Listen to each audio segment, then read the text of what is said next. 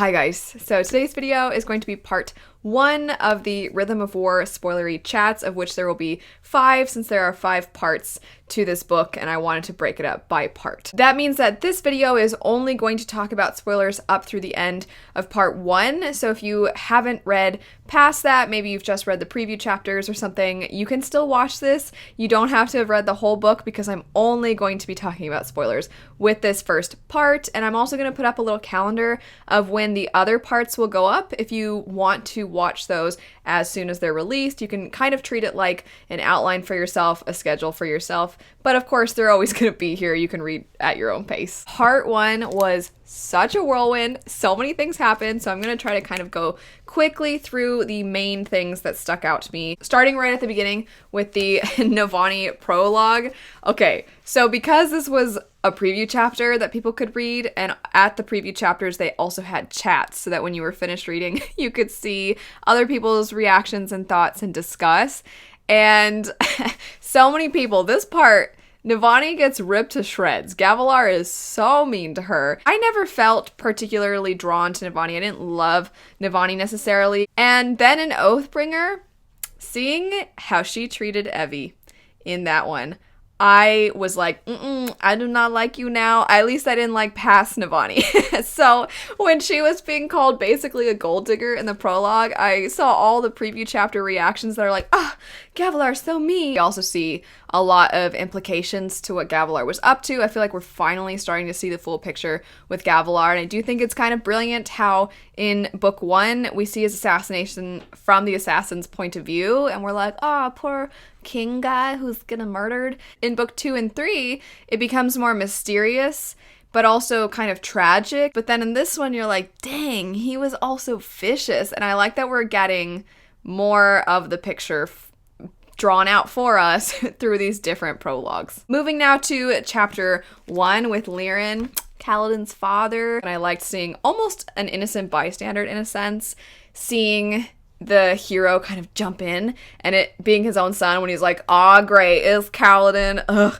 And then like everything after that is so action-packed. Chapter 2, seeing Kaladin just killing it and being awesome and flying around and fighting the Fused is so good. I absolutely love the introduction of this new Fused with this power where they're able to essentially fade away and then come back. And also the part where it says that he is stabbing Kaladin in the neck, it says he felt his limbs go numb as his spinal cord was severed. It just like keeps happening. Already the stakes are being established to be so high, and then Kaladin's sad, and then that fight ends with him being sad, and Syl's like, Kaladin? And he's like, I'm fine, and you're like, oh no, you're not fine though. And then of course the introduction to Shalon's character and Vale, where I loved the first line. Vale was growing increasingly upset that nobody had kidnapped her. We end this chapter where Kaladin's with his family, and then the airship, that's what I'm going to call it, the airship shows up, and that was super cool. It's really cool to see that this time skip absolutely served a purpose in the advancement of the technology of the world. Sorry for people that aren't familiar with this, but am I the only one that feels like this is slowly turning into a Final Fantasy game? Like, we just need somebody named Sid. Also, am I the only one that got kind of emotional that they named the airship Fourth Bridge? I just really liked that she paid her respects to the men that saved the man that she loved. Chapter 4, of course, we go back to Shalon, and that was fine. I mean, I didn't have as many reactions to that particular chapter. It was interesting. It was cool to see that there's maybe this threat to they might have somebody among them who's a spy, who's a threat to Dalinar. That whole thing definitely is building the intrigue, but I didn't have any particularly strong emotional reactions to that chapter. In chapter 5, we get the introduction of Leshwi. I really liked that there's this sense of honor among them and that they kind of respect Kaladin and that there's this established fighting honor code. I really like them as an enemy because you can see their side, you understand why they're fighting, but also they're not all just ruthless killing machines. Then we get to chapter 6, it's somewhat a continuation, and then Moash. And I was like, Moash is here already. I do like at the end of that chapter that Kaladin sees that maybe some of the Fused are potentially attacking civilians, which isn't really their thing, and Leshwi kind of does the draw and lets him go. Chapter 7, to have it go back to Vale, I was like, oh man, I want to go back to Kaladin though. But Iolai being dead, and I was like, what? This is already over? Okay. We also see what was a really intense moment, I think, when Kaladin's powers just suddenly are gone. And then they mention Rashon, and I'm like, ugh, could that guy be dead already? And then Kaladin's like, I'm supposed to help people even if I don't like them. That's kind of my ideal. So he has to go help him. And then in chapter 8, Moash just kills Rashon. And I was like, okay, we all kind of wanted Rashon to die. But I, didn't actually... I wasn't... Same thing with Iolai. I was shocked. It switches to Shalon after that. I did not care. I was like, okay, fine. This stuff is, mildly interesting now. Let's go back to Moash and Kaladin. And it's so sad. It's so sad. So you're seeing, obviously, that Kaladin, at this point, you find out he's been freezing up a lot. And when Moash is talking to him, and Kaladin is thinking about the darkness and the pain. And then this line, when he's basically trying to get Cal to... Just Moash is the worst. But this line where it says, Kaladin blinked away tears, and the deepest part of him, the little boy who hated the rain and the darkness, withdrew into his soul and curled up because he did want to stop hurting. He wanted it so badly. I think we all, those of us that have depression also kind of want it to go away. But also, I wish, if I didn't already have depression, I'd be like, Kaladin, I'll take your depression, okay? Because I want you to stop hurting too. But I loved that it was Renarin that came and helped him and got freaking Moash out of there. I love Renarin. He's so sweet. He called him Sir. So precious. In chapter 9, I really, really liked the Syl and Kaladin moment when she's talking to him and she wants so badly to be able to help him and she doesn't understand. But then you have some more Novani. We get Adele and Shalon, and I hate the two of them. You guys know, I'm not a fan. As I get into the other parts, I have little really, really faded pink tabs that are all of my Adele, you're so dumb moments. The whole part where they're together, Adele and Shalon, and he's talking to her, and clearly Shalon, there's the whole formless thing. She's doing way worse than when we last saw her. And Adele...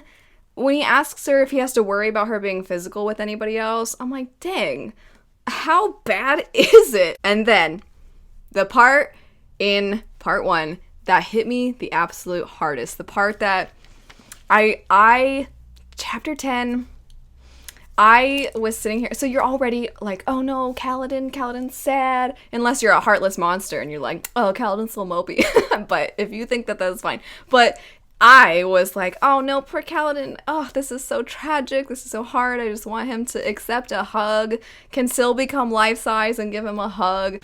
And then he's talking to Dalinar. You guys know. Oh my goodness. He's talking to Dalinar, and Dalinar says, he puts his hand on Kaladin's shoulder. And he says, it's time that I relieved you of your duty, son. I'm sorry. And when he did that, I was so dramatic. My husband was asleep next to me, and I was reading this, and I got to that part, and I was like, and then I just, the rest of the chapter was holding my hand over my mouth, shocked, because who called that? Who called that was gonna happen? Nobody. I feel like I had, a physical... I felt it, and it's not even real, but I felt it, and I was like, if I'm feeling it, what is this doing to Kaladin? But so many people were like, oh, Dalinar is so wise, Dalinar MVP. People were talking about how amazing Dalinar was for being the bearer of bad news or whatever, and I was like, okay, hold on though. Dalinar says in this whole thing that he has noticed that Kaladin has been freezing up in battle for a long time. He knows that this has been going on. And he says that he would have pulled Kaladin sooner if Kaladin were anyone else. And he never talked to him about it beforehand. Because he talks about, I've seen how this can affect people. Then what the heck? Why didn't you say something before? If I was a leader and I saw my best soldier clearly tripping out and having some struggles, I wouldn't be like, because that's one, a danger to that person, and it's a danger to everyone else. So either you pull him immediately because you recognize this soldier needs time away from battle. You either pull him immediately or you talk to him as soon, one time is one time, maybe, but if you see it again and you don't say something, that's on you, freaking Dalinar. I was so mad at Dalinar. I was so mad. How did he not say anything before? I don't disagree that Kaladin needs a break, just to be clear. I think Kaladin does need a break. He needs some time to heal. But I just did not like the way that Dalinar went about it. I will admit and be very transparent that the chapter after that, I did not care very much because I was still recovering from the emotional impact of chapter 10. Chapter 11 was interesting. It obviously is setting up important things. And after that whole beginning, I was starting to really get scared because there's this whole thing with Odium's champion, and I was like, it can't be Kaladin, right? And then we get to chapter 12, and we're back to Kaladin. Adolin coming to Kaladin, and Kaladin being like, I want to be alone. Adolin's like, that sounds miserable. Like, come on, bridge boy, or whatever. I saw a lot of people are like, wow, Adolin, what a good friend. But I'm not saying that that wasn't a nice thing of him to do. I definitely think it was.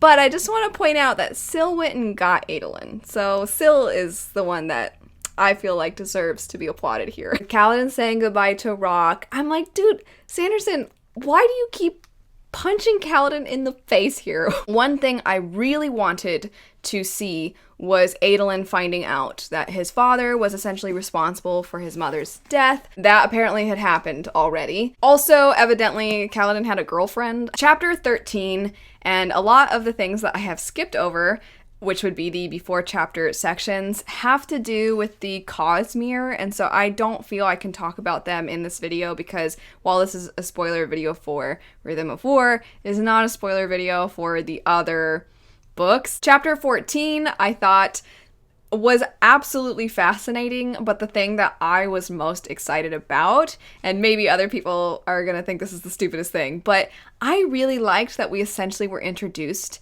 to a new villain in the Pursuer, and that this person's burning passion at this point is to kill Kaladin. In chapter 15, I was expecting, after seeing R'lain essentially reject this Spren, there had been a theory that R'lain would bond to the Spren of the Yurthiru Tower, so I was kind of wondering if that's where we were going. But then, once again, another thing that you can't really talk about if people haven't read the other books, but the magic that is going on, there's some magic that's going on. In chapter 16, we get to see a little bit of Szeth, which I was wondering. I was sitting here like, where's Szeth?